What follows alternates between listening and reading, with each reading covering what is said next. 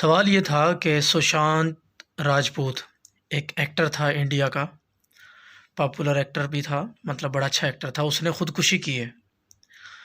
تو کیا ہم اس کے لیے RIP کہہ سکتے ہیں؟ کیونکہ مسلمان کے لیے تو کہہ سکتے ہیں، کیا ایک ہندو کے لیے وہ فوت ہو گیا ہے یا اس نے خودکشی کی ہے، جو بھی ہے، کیا اس کے لیے ہم RIP کہہ سکتے ہیں؟ جی، آپ کا بہت اچھا سوال ہے کہ ایک مسلم وہ کسی دوسرے شخص کے لیے ریسٹ اینڈ پیس یا RIP وہ کہہ سکتا ہے یا نہیں کہہ سکتا۔ دیکھیں، قرآن مجید کے اندر کسی بھی جگہ کے اوپر یہ منع نہیں کیا گیا ہے کہ آپ نان مسلم کے لیے اس کے ساتھ اس کے دنیا سے چلے جانے کے اوپر اظہار ہمدردگی نہ کریں، اظہار ہمدردگی سے منع کیا ہو۔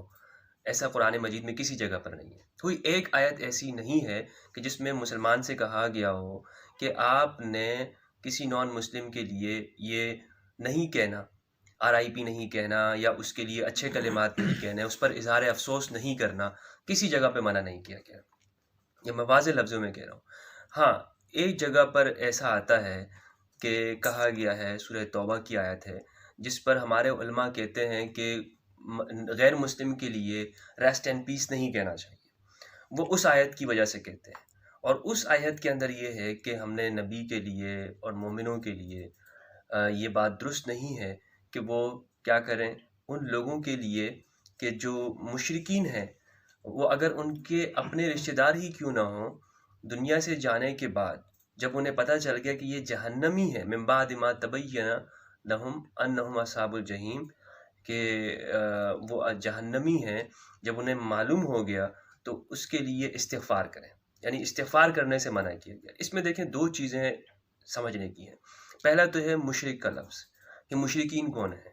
مشرکین ایک خاص ٹرم کے اندر قرآن مجید نے استعمال کیا ہے، اور یہ نبی کے دور کے اندر تھے۔ یہ وہ لوگ تھے کہ جو حضور کے دور میں تھے، نبی کے دور میں تھے۔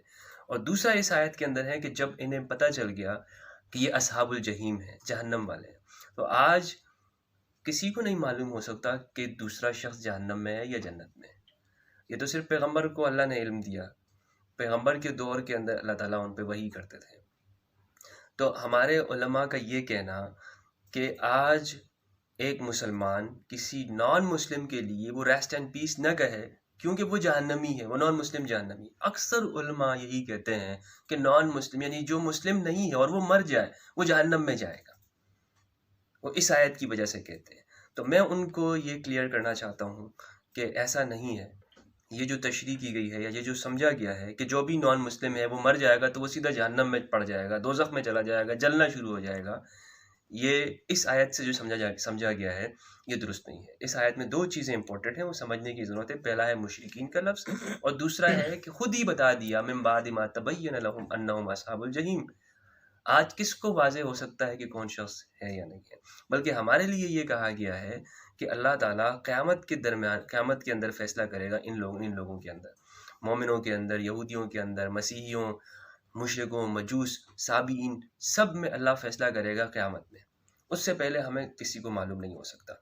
تو اب یہ لفظ ریسٹ اینڈ پیس، امن کے اندر ہو، سکون میں ہو، اس کے آتما کو شانتی ہو، یہ الفاظ کسی کے دیہانت پر، انتقال پر، وفات پر استعمال کرنا اگر ایک مسلمان کرتا ہے تو اسے کر سکتا ہے، کیونکہ آپ کسی کے لیے اگر اس طرح الفاظ استعمال کرتے ہیں تو یہ اظہار ہمدردی کے طور پہ ہوتا ہے کہ آپ اس کے لیے وہ آپ کو نقصان نہیں دیتا تھا، اس نے آپ کو کبھی نقصان نہیں پہنچایا، کسی کو اس کے اعمال ایسے نہیں تھے کہ جو دوسروں کو تکلیف دیتے ہوں، تو اس کے لیے ریسٹ اینڈ پیس ہے، وہ امن میں رہے، سکون میں۔ بہت سے علماء نے اس کے اوپر ویڈیو بنائی اور کہا کہ سوشل میڈیا کے اوپر نہیں کہنا چاہیے، مسلمانوں کو منع کر رہے ہیں سختی کے ساتھ۔